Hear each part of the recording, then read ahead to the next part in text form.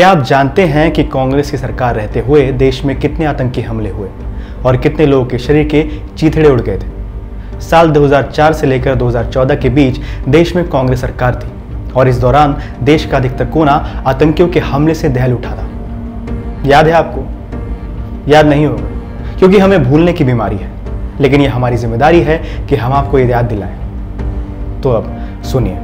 15 अगस्त 2004 Assam धिमजी school में bomb blast, 17 की मौत। 5 जुलाई 2005 अयोध्या में राम जन्मभूमि पर आतंकी हमला। 28 जुलाई 2005 जौनपुर श्रमजीवी एक्सप्रेस में ब्लास्ट, 12 लोगों की मौत। 29 अक्टूबर 2005 दिवाली के त्योहार के 2 दिन पहले दिल्ली के गोविंदपुरी की बस पहाड़गंज और सरोजनी नगर के भीड़ भाड़ वाले इलाके में सीरियल ब्लास्ट। 28 दिसंबर 2005 को बेंगलोर के इंस्टीट्यूट ऑफ साइंस पर आतंकवादी हमला, 1 शख्स की मौत और 4 घायल।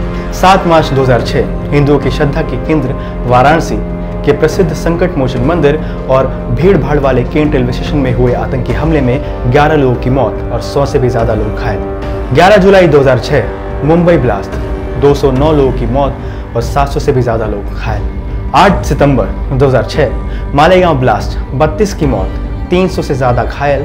इसी केस में साध्वी प्रज्ञा को भी फंसाया गया था, जिन्हें बाद में कोर्ट ने बरी कर दिया था। 18 फरवरी 2007 को समझौता एक्सप्रेस में ब्लास्ट हुआ था, इसमें 68 लोग मारे गए और 50 लोग घायल।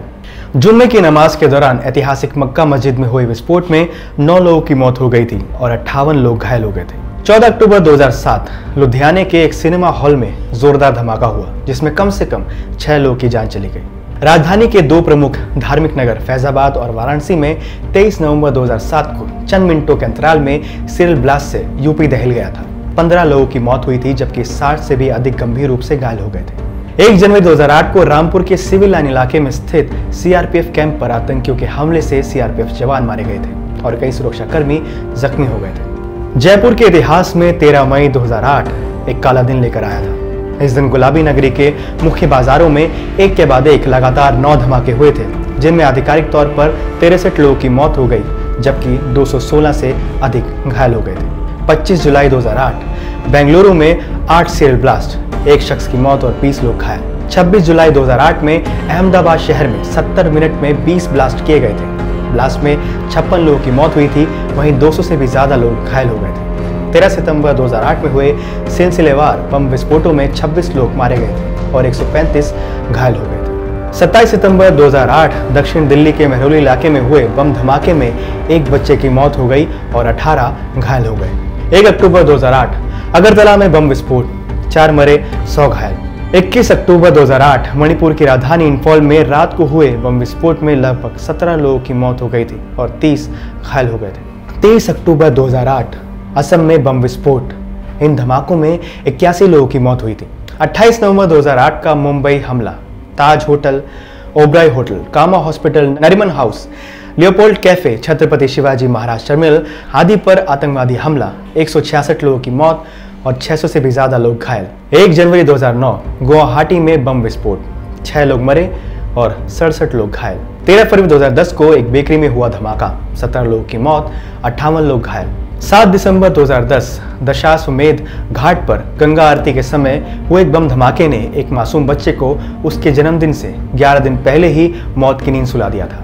7 सितंबर 2011 को दिल्ली हाईकोर्ट परिसर के रिसेप्शन पर ब्लास्ट हुआ, जिसमें 15 लोगों की मौत हो गई थी और 79 लोग घायल हो गए थे। पुणे में 1 अगस्त 2012 को शाम 7:30 से 11:30 बजे तक कम तीव्रता वाले 4 धमाके हुए थे, जिसमें 1 व्यक्ति घायल हो गया था। हैदराबाद के दिलसुख नगर में 21 फरवरी 2013 को 2 बम ब्लास्ट हुए थे, इसमें 17 लोगों की मौत हुई थी और 131 से ज्यादा लोग घायल हो गए थे। 17 अप्रैल 2013 बेंगलुरु में बम ब्लास्ट, 6 लोग गंभीर रूप से घायल। 27 अक्टूबर 2013 को पटना में नरेंद्र मोदी की रैली में इंडियन मुजाहिदीन द्वारा 8 बम ब्लास्ट किए गए थे, जिसमें 6 लोग मारे गए थे और 85 लोग घायल हो गए थे। लाखों की भीड़ में दरअसल भगदड़ मचाने की साजिश रची गई थी, लेकिन मोदी और उनके मैनेजरों की समझदारी के चलते भगदड़ नहीं मची। 1 मई 2014 चेन्नई में गुवाहाटी बेंगलोर एक्सप्रेस में बम ब्लास्ट, 1 शख्स की मौत और 14 लोग गंभीर रूप से घायल। इतना याद रखिए कि इन्हीं आतंकवादी घटनाओं के बीच हिंदू आतंकवाद